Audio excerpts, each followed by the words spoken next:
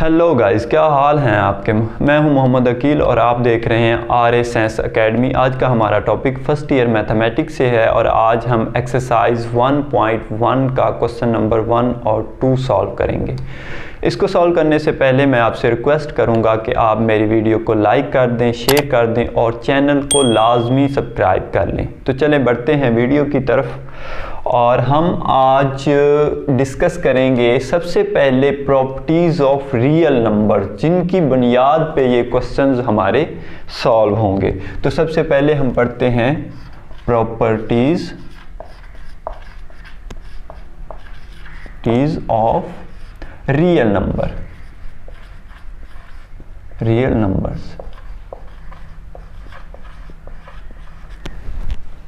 जी, properties जो हैं real number पर वो दो बेसिक ऑपरेशंस पर जो अप्लाई होती हैं। एक तो हमारे पास एडिशन है और एक मल्टीप्लिकेशन है। तो हम डिफरेंट एडिशन पे भी और मल्टीप्लिकेशन पे भी पढ़ेंगे ताकि हमें क्वेश्चन करने में कोई भी मुश्किलात का सामना ना करना पड़े। तो पहले को हम बोलते हैं एडिशन लॉ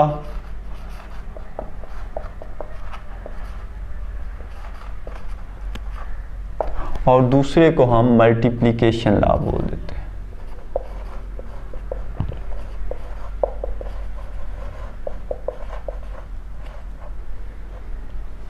मल्टीप्लिकेशन लॉ, ठीक है जी।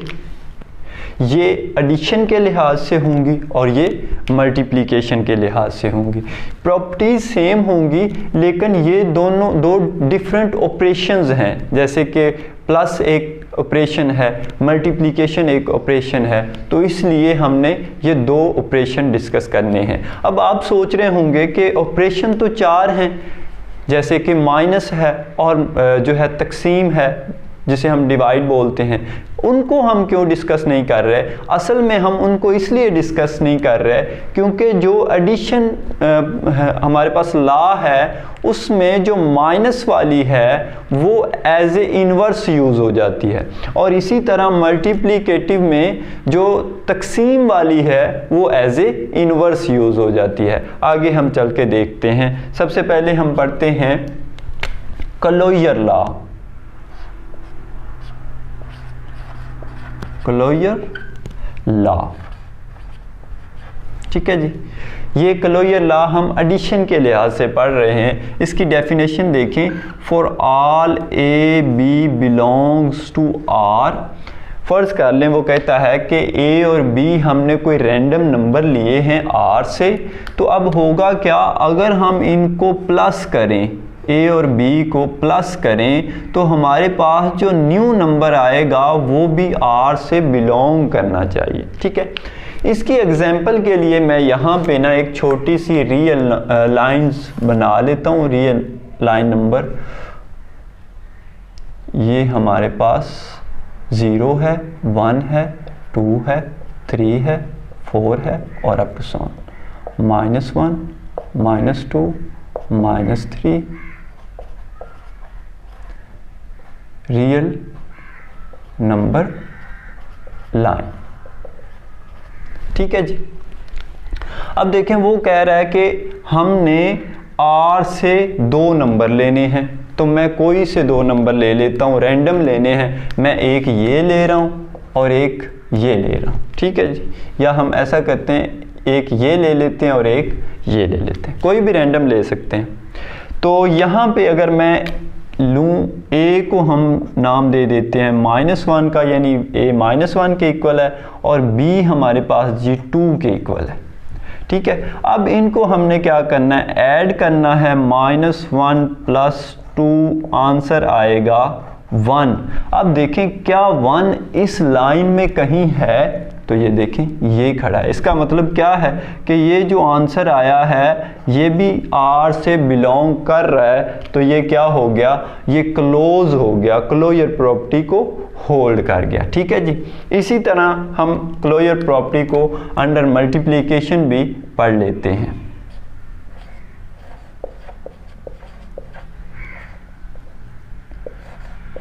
क्लोजर लॉ, इसकी डेफिनेशन ये है कि for all a b belongs to R, a b का प्रोडक्ट जो है वो भी आर से बिलोंग करना चाहिए।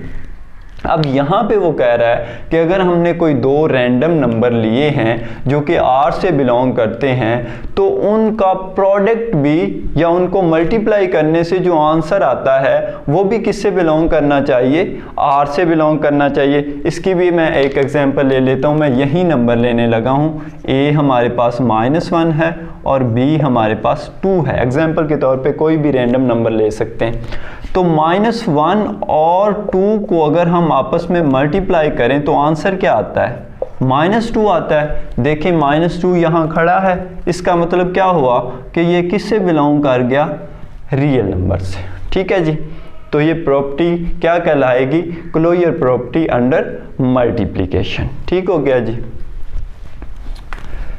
अब हम नेक्स्ट प्रॉपर्टी की तरफ आते हैं जिसे हम कहते हैं एसोसिएटिव लॉ या एसोसिएटिव प्रॉपर्टी, कोई भी आप उसको नाम दे सकते हैं। एसोसिएटिव लॉ, ये एसोसिएटिव लॉ हम पहले अंडर एडिशन पढ़ेंगे फिर अंडर मल्टीप्लिकेशन। इसकी डेफिनेशन ये है कि for all a b c belongs to R, हमारे पास 3 नंबर हैं रैंडम कोई भी हमने ले लिए हैं, तो वो कहता है कि अगर हम a प्लस बी को पहले जमा कर लें या ऐड कर लें और तीसरे नंबर को बाद में ऐड करें तो आंसर जो है वो इसके इक्वल आएगा कि अगर हम a को बाद में ऐड करें और b प्लस सी को पहले ऐड कर लें। समझ आ गई बात की? यानी कि यहाँ पे हम इधर वाली साइड पे पहले ए बी को जमा कर रहे हैं, इधर वाली साइड पे पहले बी सी को जमा कर रहे हैं, तो आंसर में कोई फ़र्क नहीं आएगा। ठीक है जी, इसकी एग्जांपल देख लेते हैं। मैं यहाँ से 3 नंबर ले लेता हूँ, एक मैं ये वाला ले लेता हूँ, एक ये और एक ये। ठीक है, हमारे पास मैं ए को 1 ले लेता हूँ, बी को 2 ले लेता हूँ और सी को 3 ले लेता हूँ। हम चेक करते हैं कि क्या ऐसा पॉसिबल है या नहीं। तो क्या आएगा, 1 + 2 + 3 इज इक्वल टू 1 + 2 + 3। अब इधर हम पहले इस वाले हिस्से को सॉल्व करने लगे हैं, यानी इधर वाले हिस्से इसको ऐड करने लगे हैं और इधर इस वाले हिस्से को पहले ऐड करने लगे हैं। ठीक है, इसको ऐड करेंगे तो क्या बनेगा, 3 और फिर इसने इससे ऐड होना है। इसको इधर करेंगे तो क्या बनेगा, 1 + 5 बनेगा। ठीक है, 3 और 3 6 और इधर 5 और 1 6, तो आंसर क्या आया, सेम आया है। इसका मतलब ये है कि अगर हम नंबर्स को आगे पीछे करके जमा करें तो उनमें कोई फ़र्क नहीं पड़ता। इसको हम क्या बोलते हैं, एसोसिएटिव लॉ, और ये हमने एसोसिएटिव लॉ अंडर एडिशन पढ़ा है। ठीक है जी। अब आ जाएं एसोसिएटिव लॉ अंडर मल्टीप्लिकेशन। इसको हम थोड़ा सा इधर करके लिख लेते हैं कि a + b + c is equal to a + b + c। ठीक है, इधर हमारे पास आ जाएगा एसोसिएटिव लॉ अंडर मल्टीप्लिकेशन। ठीक है जी। इसकी डेफिनेशन क्या है, इसकी भी बिल्कुल यही डेफिनेशन है कि for all a b c belongs to R, कि हमने 2-3 नंबर रैंडम ले लिए हैं, अगर हम उनको इस तरह मल्टीप्लाई करें कि पहले ए को बी के साथ मल्टीप्लाई कर दें, ए को बी के साथ मल्टीप्लाई कर दें और फिर क्या करें, इसे सी से मल्टीप्लाई कर दें और दूसरी तरफ ए को बाद में मल्टीप्लाई करें, बी और सी को पहले मल्टीप्लाई कर दें, तो इन दोनों तरफ जो आंसर आएगा वो सेम आएगा। ठीक है, अब इसी में हम ये तीनों नंबर ले लेते हैं और चेक करते हैं क्या हमारा आंसर सेम आता है या नहीं आता। ठीक है, ए को हम क्या ले लेते हैं, 1 ले लेते हैं, बी को हम 2 ले लेते हैं और सी को हम 3 ले लेते हैं। ठीक है जी। अब देखें 1 मल्टीप्लाई हो रहा है किससे, 1 मल्टीप्लाई हो रहा है 2 से, और फिर ये दोनों मल्टीप्लाई किससे हो रहे हैं, 3 से, C से, ठीक है। और इधर 1 एक ही जगह आ गया और अंदर मल्टीप्लाई B यानी कि 2 मल्टीप्लाई हो रहा है किससे, 3 से, ठीक है जी। इसको मल्टीप्लाई करें, क्या आएगा, 2 आएगा मल्टीप्लाई 3, इधर 1 को वैसे लिख लें और इन दोनों को मल्टीप्लाई करें तो क्या आएगा, 6 आएगा। अब इसको मल्टीप्लाई करें तो 6 आ गया और इधर मल्टीप्लाई करें तो क्या आ गया, 6 आ गया। इसका मतलब है कि अगर हम नंबर्स को आगे पीछे रख के मल्टीप्लाई करें तो उनमें चेंज नहीं आता। इसको हम क्या बोलते हैं, एसोसिएटिव लॉ अंडर मल्टीप्लिकेशन, ठीक है जी। अब थर्ड पे आ जाते हैं। थर्ड पे हमारे पास आता है additive identity, additive identity.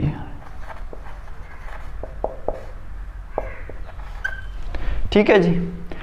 Additive identity का मतलब ये है कि अगर हम किसी नंबर में, कोई हमारे पास नंबर है, रैंडम नंबर है, उसमें कोई ऐसी चीज़ जमा करें कि उस नंबर में कोई फ़र्क ना पड़े, तो वो जो चीज़ हमने जमा की है वो क्या कहलाएगी, एडिटिव आइडेंटिटी कहलाएगी। तो इसकी डेफिनेशन क्या बनेगी, for all A belongs to R, A plus 0 is equal to A। ठीक है जी। देखें, अब A बिलोंग कर रहा है R से, और आपको पता है कि कोई भी नंबर हम ले लें उसमें अगर हम 0 को ऐड कर दें तो उसमें कोई चेंज नहीं आता।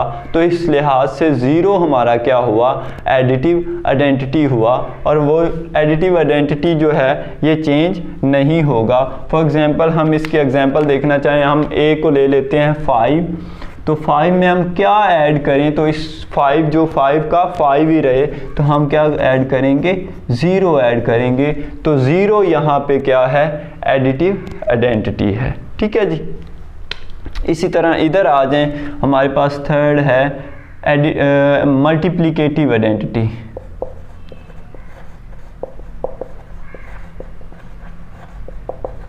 मल्टीप्लिकेटिव आइडेंटिटी,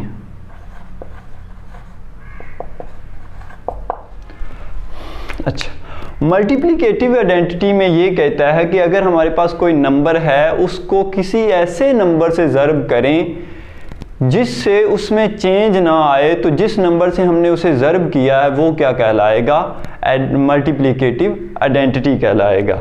यानी कि अगर हमारे पास यहाँ पे 5 है तो इसको किससे ज़र्ब करें कि ये आंसर हमारे पास 5 का 5 ही आए।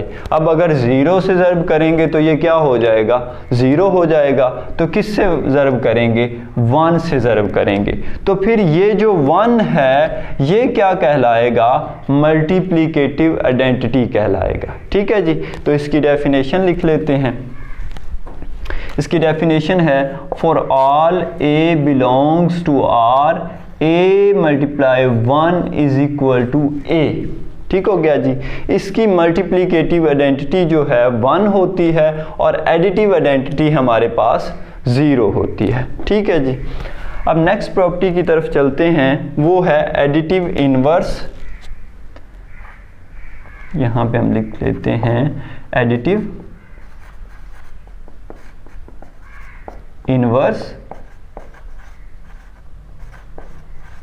ठीक है जी।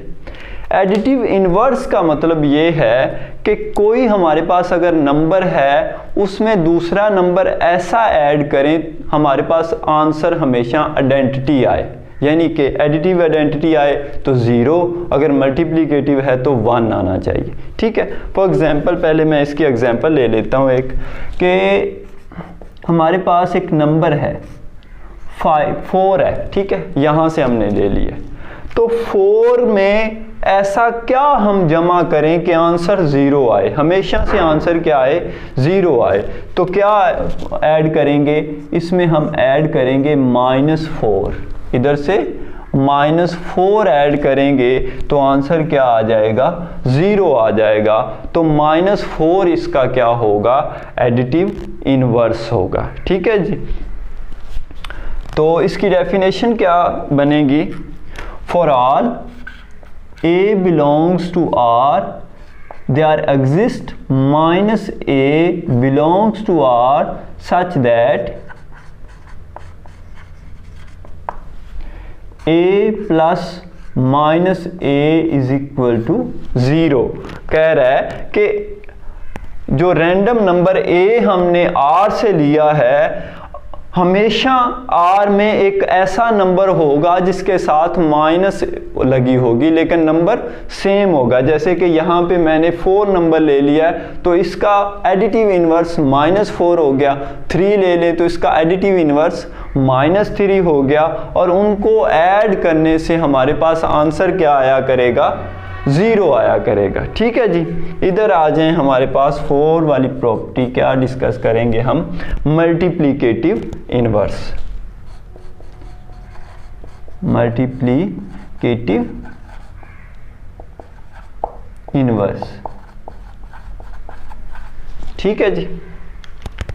मल्टीप्लिकेटिव इनवर्स में ये होगा कि ऐसा नंबर, हमने कोई नंबर ले लिया है, फॉर एग्जांपल हमने नंबर ले लिया है 4, ठीक है। इसके साथ हमने कोई ऐसा नंबर ज़र्ब करना है जिससे आंसर क्या हो जाए?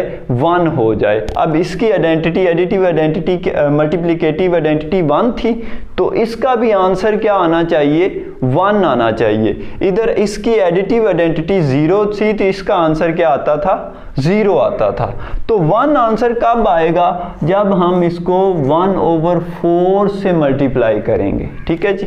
तो इससे 4 से मल्टीप्लाई करेंगे तो आंसर क्या आ जाएगा? 1 आ जाएगा। यहाँ पे ये जो नंबर है ये इसका मल्टीप्लिकेटिव इनवर्स है। ठीक है जी। तो इसकी डेफिनेशन देख लेते हैं। For all A belongs to R such that there exists A 1/A belongs to R such that A multiply 1/A is equal to 1। तो ये इसकी डेफिनेशन हो गई। ठीक है जी। अब हमारे पास 2 प्रॉपर्टीज, एक प्रॉपर्टीज और रह गई है, commutative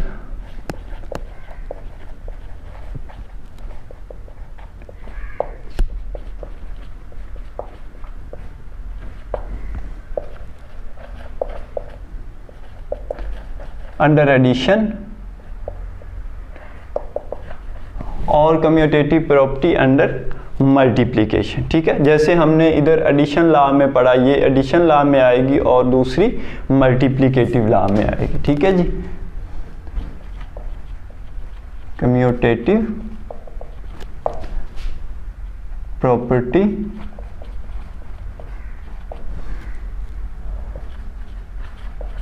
under multiplication.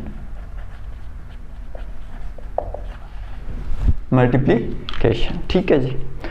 Commutative property का मतलब क्या है कि हमारे पास अगर 2 नंबर हैं, फॉर एग्जांपल एक हमने 4 ले लिया और एक हमने 5 ले लिया, जब हम एडिशन के लिहाज से देखेंगे तो उसका कहने का मतलब ये है कि अगर हम 4 को पहले रख लें और फिर जमा का साइन डाल के 5 को रख लें, और दूसरी तरफ हम 5 को पहले रख लें और 4 को बाद में रख लें, तो कोई फ़र्क नहीं पड़ना चाहिए। और देखें फ़र्क भी नहीं पड़ता। इसका भी आंसर क्या आ रहा है? 9, और इसका आंसर भी क्या आ रहा है?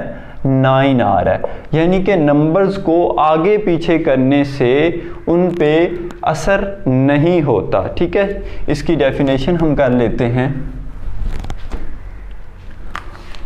For all A B belongs to R, यानी 2 नंबर रैंडम हमने R से लेने हैं, तो A प्लस B और B प्लस A का आंसर क्या होगा? हमेशा सेम होगा। ठीक है।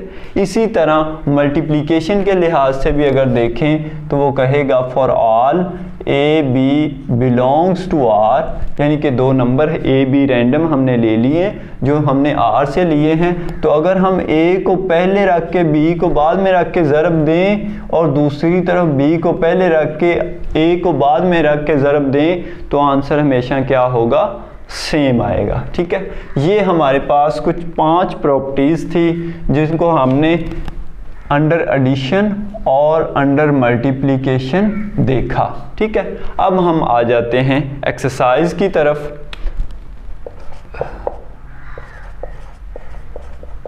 एक्सरसाइज 1.1 और क्वेश्चन नंबर हम करने लगे हैं 1। ठीक है जी, क्वेश्चन नंबर 1 हमारे पास है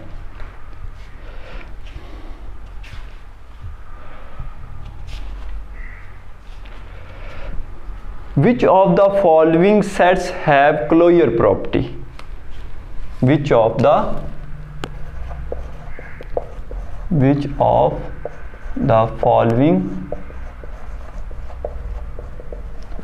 following sets have closure property under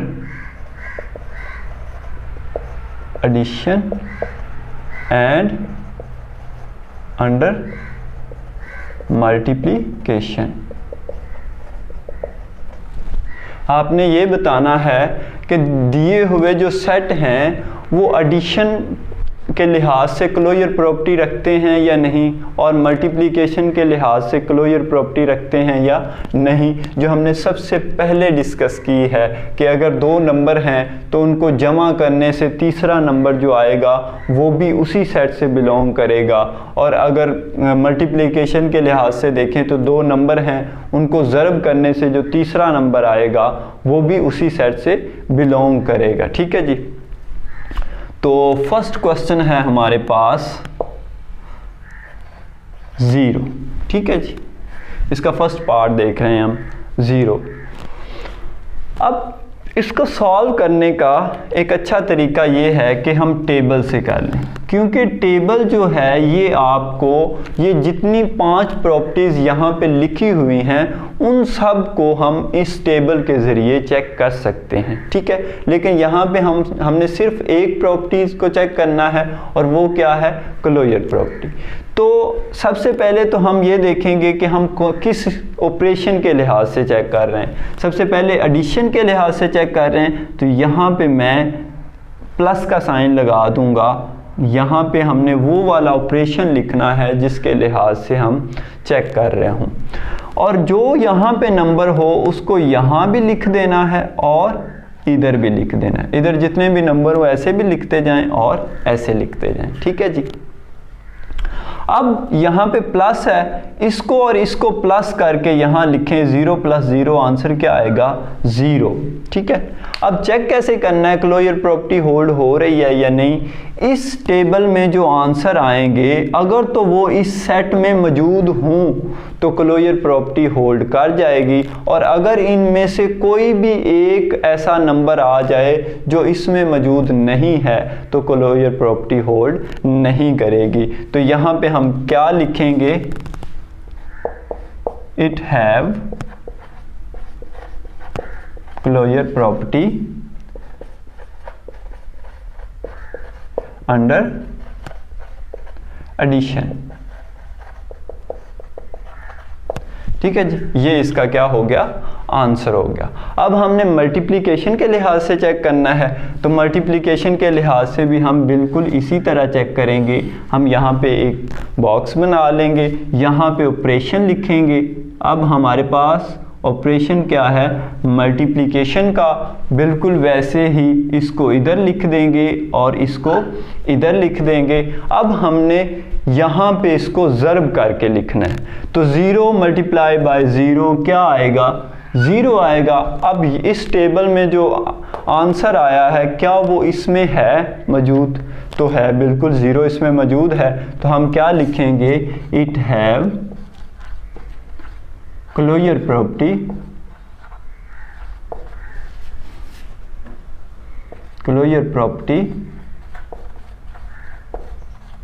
under multiplication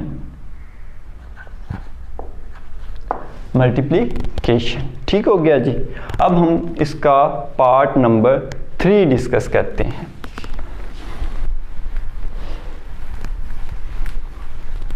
to बिल्कुल सेम है, वैसे आप कर लेंगे। 3 में देखें, पार्ट नंबर 3 में हमारे पास 0 और -1 है, ठीक है। तो अब हम फिर से क्या बनाएंगे, यहाँ पे यही टेबल बना लेंगे, यहाँ पे हम प्लस का ऑपरेशन शो कर देंगे और इसको हमने इधर भी लिख देना है 0 और -1 और इधर भी लिख देना है 0 और -1, ठीक हो गया जी। अब हम क्या करेंगे, इसको इसमें जमा करेंगे तो आंसर क्या आएगा, 0 आएगा। उसके बाद इसको इसमें जमा करके यहाँ लिखेंगे 0 + -1 तो आंसर क्या आएगा, -1 आएगा। अब इसको इसमें जमा करके यहाँ लिखेंगे तो -1 + 0 आंसर -1 आएगा और इसको इसमें जमा करके यहाँ लिखेंगे तो -1 + -1 तो आंसर क्या आ गया, -2 आ गया, ठीक है जी।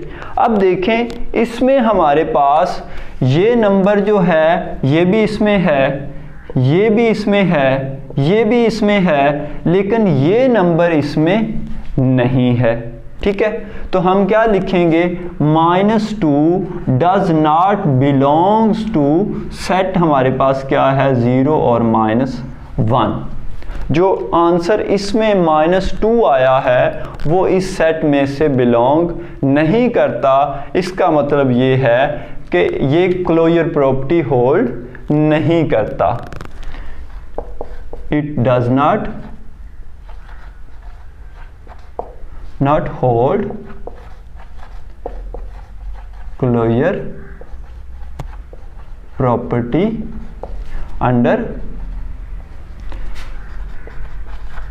Under addition.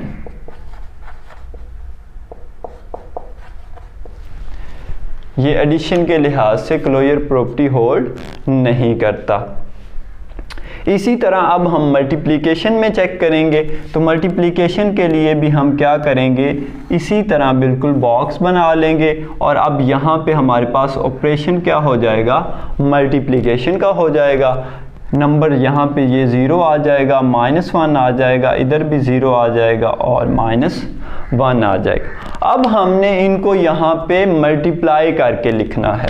जैसे इसको इससे मल्टीप्लाई करें तो आंसर क्या आएगा, 0 आएगा, ठीक है। इसको इससे मल्टीप्लाई करें तो आंसर क्या आएगा, 0 आएगा अगेन, क्योंकि 0 × -1 तो आंसर 0 आता है।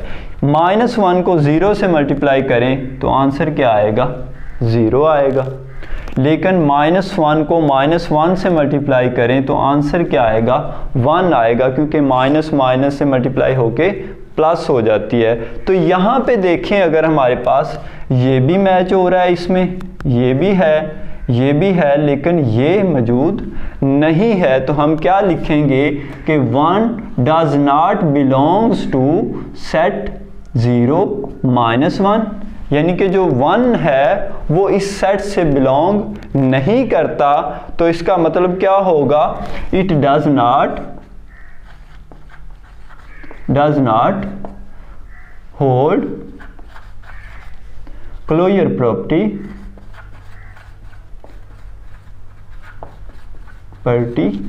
अंडर मल्टीप्लिकेशन, ठीक है। ये मल्टीप्लिकेशन के लिहाज से क्लोजर प्रॉपर्टी को होल्ड नहीं करता, ठीक है जी। अब हम आ जाते हैं क्वेश्चन नंबर 2 की तरफ, क्योंकि इसका नेक्स्ट पार्ट भी बिल्कुल ऐसे ही है, आप कर लेंगे। तो हम क्वेश्चन नंबर 2 को डिस्कस करते हैं। एक्सरसाइज 1.1 और क्वेश्चन नंबर 2, ठीक है जी। क्वेश्चन नंबर 2 की स्टेटमेंट है कि name the properties use in the following equation. Name the properties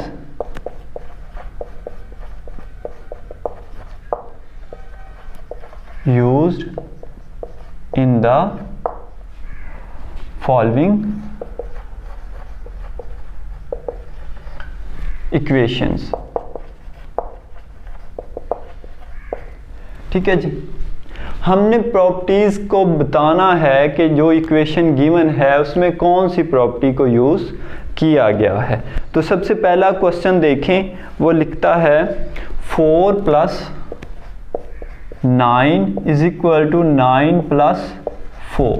ठीक है जी, तो बिल्कुल इधर आ जाएं आप, यहाँ पे देखें हमारे पास जो ये वाली लास्ट वाली प्रॉपर्टी है कम्यूटेटिव प्रॉपर्टी, इसमें देखें हमने क्या कहा था कि अगर हम a को प्लस करें b के साथ और दूसरी तरफ b को प्लस करें a के साथ तो आंसर क्या आता है, बराबर आता है। तो इधर देखें 4 पहले है 9 बाद में है, दूसरी तरफ 9 पहले है और 4 बाद में है। इसका मतलब ये कौन सी प्रॉपर्टी है, कम्यूटेटिव प्रॉपर्टी, और ऑपरेशन कौन सा है, प्लस का।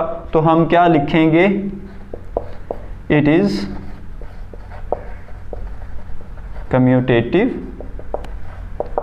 प्रॉपर्टी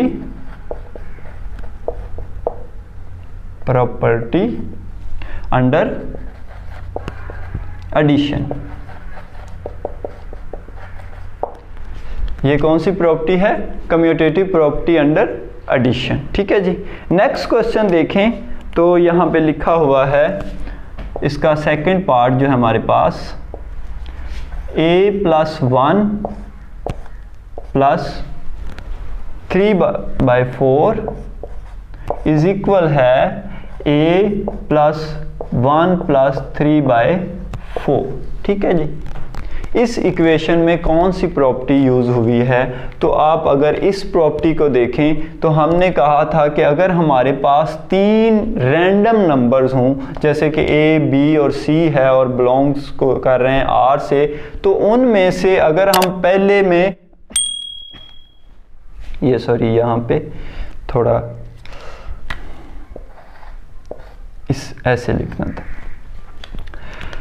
a + b यानी पहले 2 को जमा करके बाद में तीसरे को जमा कर लें और दूसरी तरफ पहले a b और c को जमा करके बाद में a में जमा कर लें, तो ये क्या कहलाता है, एसोसिएटिव लॉ या एसोसिएटिव प्रॉपर्टी अंडर एडिशन। तो इसमें भी देखें a + 1 पहले ये वाले 2 इस तरफ में पहले ये वाले 2 ऐड हो रहे हैं, दूसरी तरफ में पहले 2 एंड वाले ऐड हो रहे हैं। तो यहाँ पे कौन सी प्रॉपर्टी यूज हुई है, associative property, it is associative property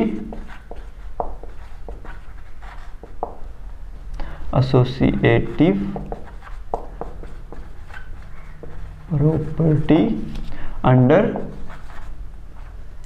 addition. Law और प्रॉपर्टी के दरमियान आपने कंफ्यूज नहीं होना, आप लॉ भी लिख सकते हैं और प्रॉपर्टी भी लिख सकते हैं। ठीक है जी, तो ये हमारा क्वेश्चन सॉल्व हो गया। इसके बाद आप क्वेश्चन नंबर 3 देखें तो बिल्कुल उस पर भी एसोसिएटिव प्रॉपर्टी अंडर एडिशन लगी हुई है। उसके बाद हम इसका 4 पार्ट देखते हैं। 4 पार्ट है हमारे पास 100 + 0 = 100। ठीक है जी, अब देखें आप बिल्कुल इस प्रॉपर्टी पे आ जाएं तो हमने क्या कहा था कि अगर कोई नंबर हो और उसमें कोई और नंबर ऐसा जमा हो रहा हो कि उसकी चेंज ना हो शक्ल या उसकी वैल्यू चेंज ना हो, तो उसको हम क्या बोलते हैं, एडिटिव आइडेंटिटी बोलते हैं। तो इसमें देखें ये 100 और आंसर भी क्या है 100 और प्लस क्या हो रहा है 0 और 0 क्या है एडिटिव आइडेंटिटी। तो इसमें कौन सी प्रॉपर्टी फिर यूज हुई है, it is additive identity, it is additive identity. ठीक है जी, इसके बाद हम क्वेश्चन नंबर 6 को देखते हैं। क्वेश्चन नंबर 6 है हमारे पास 4.1 + -4.1 इज इक्वल टू 0।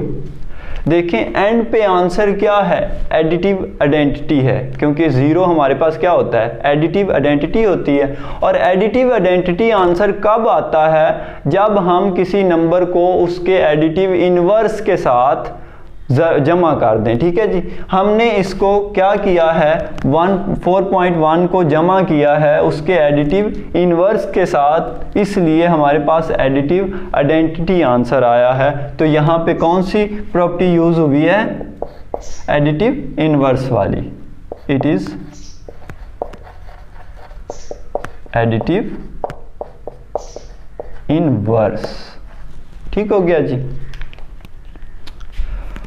अब हमारे पास कुछ क्वेश्चंस हैं जिनको सॉल्व करने के लिए डिस्ट्रीब्यूटिव्स लॉ को पढ़ने की ज़रूरत है। तो हम डिस्ट्रीब्यूटिव लॉ को डिस्कस कर लेते हैं और फिर जो बाकी क्वेश्चंस हैं उनको सॉल्व करते हैं। तो डिस्ट्रीब्यूटिव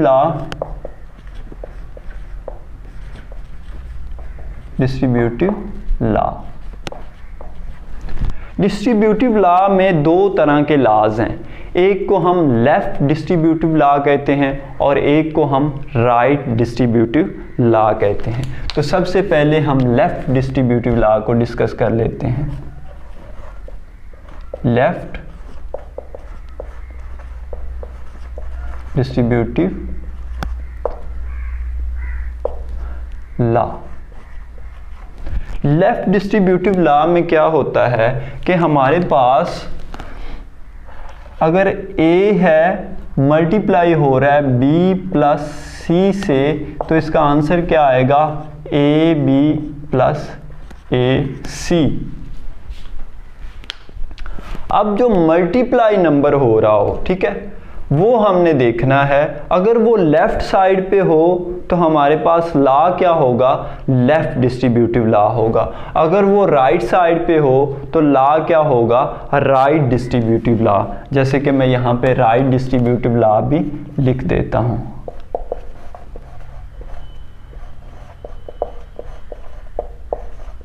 राइट डिस्ट्रीब्यूटिव लॉ।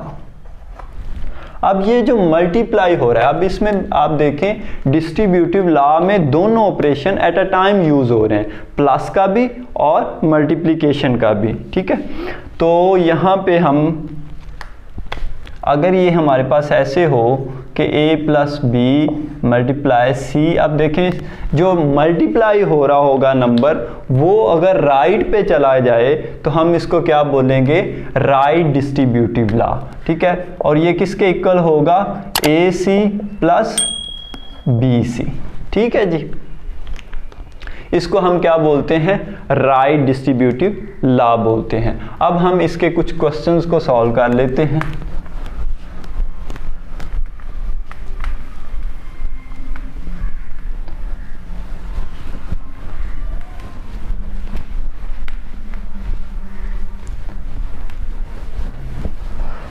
देखिए पहला इसका क्वेश्चन है हमारे पास, A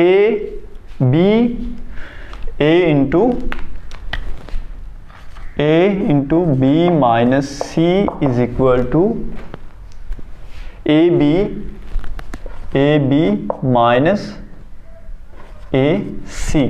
देखें अब जो नंबर मल्टीप्लाई हो रहा है यहाँ पे, ये वाला मल्टीप्लाई हो रहा है, ये लेफ्ट साइड पे है या राइट साइड पे है, ये लेफ्ट साइड पे है। तो इसका मतलब यहाँ पे कौन सा लॉ यूज हुआ है, left distributive law. Left distributive law. ठीक है जी। इसके बाद नेक्स्ट आप देखें 4 क्रॉस 5,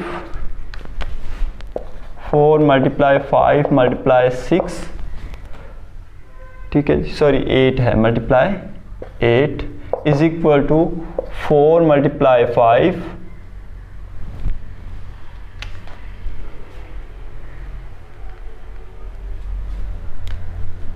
मल्टीप्लाई 8। ठीक है जी, ये क्वेश्चन है। अब यहां पे देखें ऑपरेशन क्या हो गया है, सेम हो गया है, ऑपरेशन सेम हो गया है। इसका मतलब ये है कि ये डिस्ट्रीब्यूटिव लॉ तो हो ही नहीं सकता, क्योंकि डिस्ट्रीब्यूटिव लॉ में हमेशा क्या होता है, दो तरह के ऑपरेशन होते हैं।